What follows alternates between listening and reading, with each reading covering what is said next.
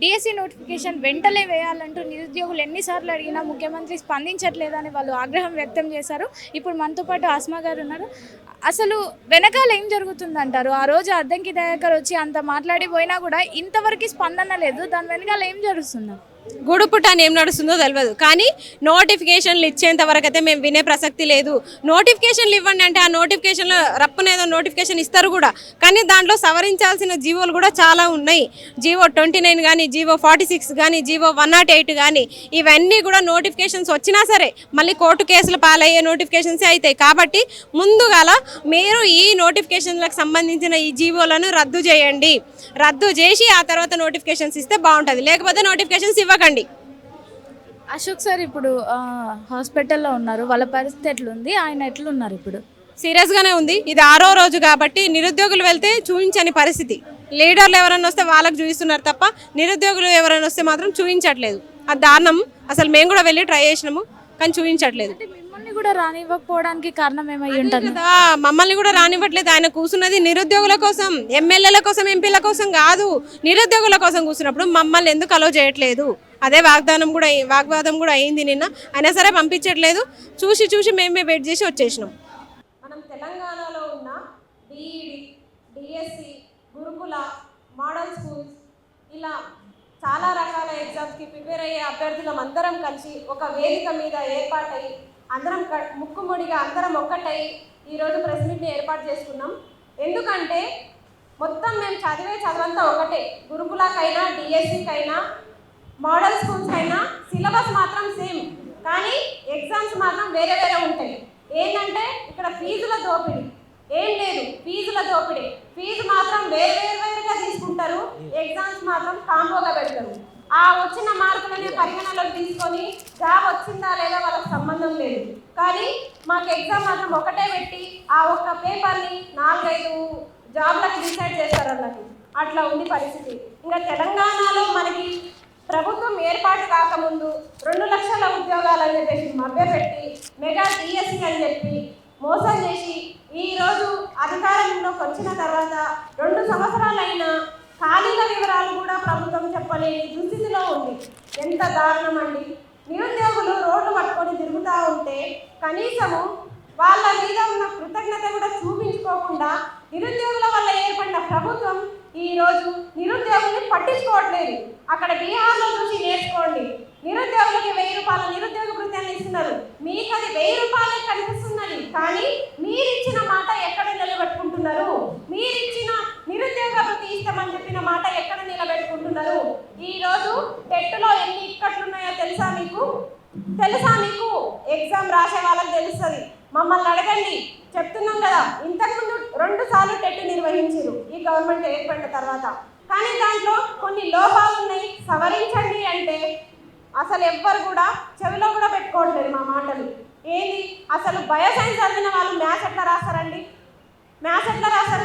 వాళ్ళు చేసేది మొత్తం 2 సంవత్సరాలు బయోసైన్స్ చదివి తీరా టెట్ పేపర్లోకి వచ్చేసరికి మ్యాథ్స్ చదవాలి. ఒక 10 మార్కులు వాళ్ళకి బయోసైన్స్ వస్తుంది. టెట్లో మాత్రం మ్యాథ్సే ఉంటుంది మొత్తం. ఎట్లా క్వాలిఫై అవుతారు? మళ్ళీ అది డిఎస్సిలో వెయిటేజ్ ఉంటుంది. అలాగే భాషా పండితులు చదివేది టీపీటీ, హెచ్పిటి. వాళ్ళేమో టెట్కి వచ్చేసరికి సోషల్ చదవాలి మళ్ళీ. అంటే వీళ్ళు భాషా పండితులు తెలుగు 1 సంవత్సరం చదివిన తర్వాత టెట్లో బీఈడి చేసిన తర్వాత ఇదంతా సోషల్ ఎట్లా రాస్తారు పేపర్ 2లో? కాబట్టి భాషా పండితులకి సపరేట్గా పేపర్ బిని నిర్వహించాలి. ఇది మా ప్రధాన డిమాండ్. ఎందుకంటే ఇది మేము ఎక్కడ లేని కోరిక అడగట్లేదు. ఆల్రెడీ పక్క రాష్ట్రమైన ఏపీ ప్రభుత్వం మనకి నిర్వహిస్తుంది. వాళ్ళు 2 సార్లు టెట్ పెట్టిరు. వాళ్ళ గవర్నమెంట్ ఏర్పడిన తర్వాత కూడా భాషా పండితులకి వాళ్ళు న్యాయం చేస్తున్నారు, బయోసైన్స్ వాళ్ళకి న్యాయం చేస్తున్నారు. వాళ్ళు ఏ సబ్జెక్ట్లో చదువుకున్నారో ఆ సబ్జెక్ట్లోనే ఎగ్జామ్ పెట్టి వాళ్ళు చాలా మంది విద్యావేత్తల్ని తీర్చిదిద్దుతున్నారు. మీరు మాత్రం మా పొట్టన కొట్టి మాకు రాని సబ్జెక్ట్లో మమ్మల్ని దింపేసి మీరు చదవరా అని ఇబ్బందులు పెడతా ఉంది. ఎందుకు? ఒత్తిడి పెట్టుకొని మేము ఎంత చదువుతామండి? ఒత్తిడి పెట్టి మమ్మల్ని ఎంత చదివిస్తారు? అలాగే టెట్ ఫీజులు ఎవరు అడిగిరు మిమ్మల్ని ఆన్లైన్ ఎగ్జామ్ పెట్టమని చెప్పేసి? మేము అడిగినామా? ఆన్లైన్ పెట్టి 1000 రూపాయలు వసూలు చేసుకొని తీరా చూస్తే 200 కిలోమీటర్లు 300 కిలోమీటర్లు మేము దూరం పోయి రాయాలా? మాకేం అవసరం? మేము అడిగినామా? 200 ఫీజు పెట్టి మమ్మల్ని మా జిల్లాలోనే ఆఫ్లైన్ ఎగ్జామ్ పెట్టండి, మా పక్కనున్న స్కూల్స్లోనే మేము ఎగ్జామ్స్ రాసుకుంటాం, మేము అడగనట్టు మమ్మల్ని. ఇంకొకటి, మీరు మేనిఫెస్టోలో ప్రకటించారు, మేము అధికారంలోకి వచ్చిన తర్వాత ఖచ్చితంగా నిరుద్యోగులకి ఎలాంటి ఫీజు లేకుండా మేము ఎగ్జామ్స్ అప్లై చేసుకుంటామని చెప్పేసి. ఇప్పుడు ఎక్కడ మాట ఎక్కడ నిలబెట్టుకుంటారు? వేలకు వేలు ఫీజులు వసూలు చేస్తున్నారు. మేము కట్టే ఫీజులతోన మీ ప్రభుత్వం 10 సంవత్సరాలు కూడా నడుపుకోవచ్చు. అన్ని ఫీజులు వసూలు చేస్తున్నారు మా దగ్గర. ఇంకెక్కడ మాకు నిరుద్యోగులకు న్యాయం చేస్తున్నారు మీరు? నిరుద్యోగ వృత్తి లేదు, కనీసం ఒక అర్హత పరీక్ష అండి, టెట్టు లోపలనే ఇన్ని లోపాలు ఉన్నాయి, దయచేసి ఇది సవరించండి అంటే పక్క రాష్ట్రాల్లో జీవోలు మారినాయి, మరి ఇక్కడ ఎందుకు మారట్లేదు? మీ టీఎస్ టీజీగా మారింది, చాలా జీవోలు మీకు అనుకూలంగా మారినాయి, తెలంగాణ తల్లి విగ్రహం మారింది, కానీ మాకు చదువుకోవడానికి ఇబ్బంది అవుతుంది, మేము చదువుకున్న సబ్జెక్ట్లోనే మాకు ఎగ్జామ్ పెట్టండి అంటే మాత్రం మీరు జీవోలు మారుస్తలేదు. ఎందుకంటే మీకు ముందు ఆ జీవోల పట్ల అవగాహన లేదు. ఇంకొకటి, మాకు ఆఫ్లైన్ ఎగ్జామే పెట్టాలి, డిఎస్సి గురుకుల మోడల్ స్కూల్స్ మొత్తము ఒకటే నోటిఫికేషన్లో కలిపి పెట్టాలి. ఎందుకంటే సపరేట్గా పెట్టిండ్రు లాస్ట్ టైం, మొత్తం బ్యాక్లాగ్స్ ఉన్నాయి. ఎన్ని ఉద్యోగాలు బ్యాక్లాగ్ ఉన్నాయండి? డిఎస్సిలో బ్యాక్లాగే మిగిలిపోయింది. తర్వాత గురుకుల ఎగ్జామ్ పెట్టిరు. మొట్టమొదట ఎల్బీ స్టేడియం నిండడం కోసం మా బతుకుల్ని ఎండబెట్టిరు.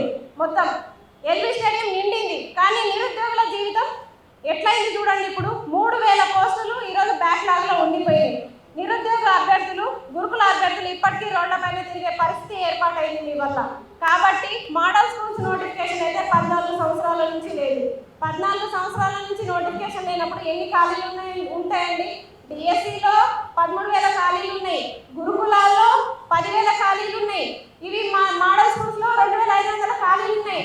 ముక్కమడిగా అన్ని నోటిఫికేషన్లు ఒకటేసారి రిలీజ్ చేస్తే చాలా మంది నిరుద్యోగులకి ఉద్యోగాలు వచ్చే అవకాశం ఉంటుంది, బ్యాక్లాగ్లు ఉండవు. కాబట్టి ఇది దృష్టిలో పెట్టుకొని మీరు ఈ నోటిఫికేషన్స్ అన్ని ఒకటేసారి విడుదల చేయాలని చెప్పేసి మా డిమాండ్. ఇవన్నీ మేము లేని కోరికలు అడగట్లేదు. వీలైతే మీకు తీరిక దొరికితే ఐఏఎస్ ఆఫీసర్లు మీరు ఏర్పడ్డారు కదా, అన్ని తెలిసినోడు అమాస రోజు వచ్చినట్ల మీరు అన్ని జీవోలు ఐఏఎస్ ఆఫీసర్లకు తప్ప ఎవరికి తెలుస్తుందండి? ఎవరికి తెలుస్తుంది? అయినా సరే మీరెందుకు పక్క రాష్ట్రాల జీవోలను ఆదర్శంగా తీసుకోరు? అన్నిట్లో ఆదర్శంగా తీసుకుంటారు. పక్క రాష్ట్రాల జీవోలను ఒకసారి చూడండి. విద్యా వ్యవస్థలో విద్యాశాఖ మంత్రి గారు ఎన్ని లోపాలు ఉన్నాయో తెలుస్తుంది. మేము విద్యాశాఖ మంత్రికే సూటి ప్రశ్న అడుగుతున్నాము. మీరు 18 గంటలు పనిచేస్తా ఉన్నా అంటున్నారు. 18 గంటల్లో 1 గంట, కేవలం 1 గంట మా విద్య కోసం కేటాయించండి, మా బతుకులు మారుతాయి, విద్యా వ్యవస్థ బలోపేతం అవుతుంది. మీరు 18 గంటల్లో మరి ఏం చేస్తున్నారు?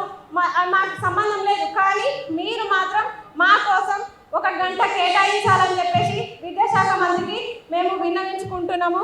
అలాగే ఖచ్చితంగా మాకు బ్యాక్లాగ్స్ లేకుండా డిఎస్సి అభ్యర్థులకి మొత్తం పోస్టులు ఒకటేసారి నోటిఫికేషన్ విడుదల చేయాలి. 108 జీవో, ఆ పేర్లను ఎట్లుంది చూడండి, అంబులెన్స్ నంబర్, గుండె దడ దడ అంటారు ఆ జీవోని చూస్తేనే. అలాంటిది అది ఇప్పటికీ అట్లే ఉంది. ఎందుకండి మీకు చంద్రబాబు మీద అంత ప్రేమ? మీ గురువు గారు అంటే మీకు ఎందుకు అంత ప్రేమ? ఇప్పటికీ ఆయన తెచ్చిన జీవోని అట్లే కొనసాగిస్తున్నారు. ఇప్పటికీ రాష్ట్రాలు వేరైనాయి, అయినప్పటికీ మీరు ఎందుకు మా జీవోని మారుస్తలేరు? ఇప్పటికీ విద్యా వ్యవస్థలో ఇంకా నిజం చెప్పాలంటే డిఎస్సి చదివిన అభ్యర్థులు లక్షల్లో ఉన్నారు. ఆ పాత జీవోలను మా మీద రుద్దుతున్నారు. ఇంకా ఎందుకు? ఆ పాత జీవోల వల్ల బిఎడ్ చేసిన అభ్యర్థులు ఇప్పటికీ నష్టపోతున్నారు. మీకు తెలుసా? కావాలంటే మీ గురువు గారిని అడగండి, ఆ జీవో ఎలాంటి పరిస్థితుల్లో ఏర్పాటు చేసిర్రు ఒకసారి తెలుసుకోండి. డిఎస్సిలో ఇప్పుడు ఆ జీవో వల్ల స్కూల్ అసిస్టెంట్ పోస్టులు అసలు ఉండట్లేదు. అంటే మీకు టీచర్లు వద్దా అండి? స్కూళ్ళలో టీచర్లు వద్దా? మీరు గోడలకు పాఠాలు చెప్పాలా? పిల్లలు ఉన్నారు, పిల్లలు ఎక్కువ శాతం పిల్లలు గవర్నమెంట్ స్కూళ్ళలో జాయిన్ అవుతున్నారని చెప్తున్నారు. మరి వాళ్ళకి పాఠాలు ఎవరు చెప్పాలి? టీచర్లు కాదా? ఎవరు చెప్పాలి? పిల్లలు చాలా మంది స్ట్రెంత్ వచ్చిరట, కానీ టీచర్లు వద్దా అండి? సర్దుబాటు విద్యా విధానం ఎందుకుంది? ఇప్పటికీ గవర్నమెంట్ స్కూళ్ళలో సర్దుబాటు విద్యా విధానం ఎందుకుంది కదా? మీ దగ్గర ఎట్లాగైతే 4 మంత్రి పదవులు పెట్టుకున్నారో అట్లాగే మాకు కూడా ఈ 4 నోటిఫికేషన్లు 3 నోటిఫికేషన్లు కలిపిస్తే మీకు పుణ్యం ఉంటుంది, చాలా మందికి ఉద్యోగాలు వచ్చే అవకాశం ఉంటుంది. ఇంకొకటి ఏంటంటే నిరుద్యోగుల కష్టాలు మీకు తెలుసా అండి? ఒక్కరోజు నిరుద్యోగ బతికి చూడండి, జొమాటో నడపండి, స్విగ్గీ చూడండి, అసలు వాళ్ళు పడే కష్టాలు చూడండి. గుడిల దగ్గర అన్నం తిని చూడండి, 5 రూపాయల భోజనం తిని చూడండి.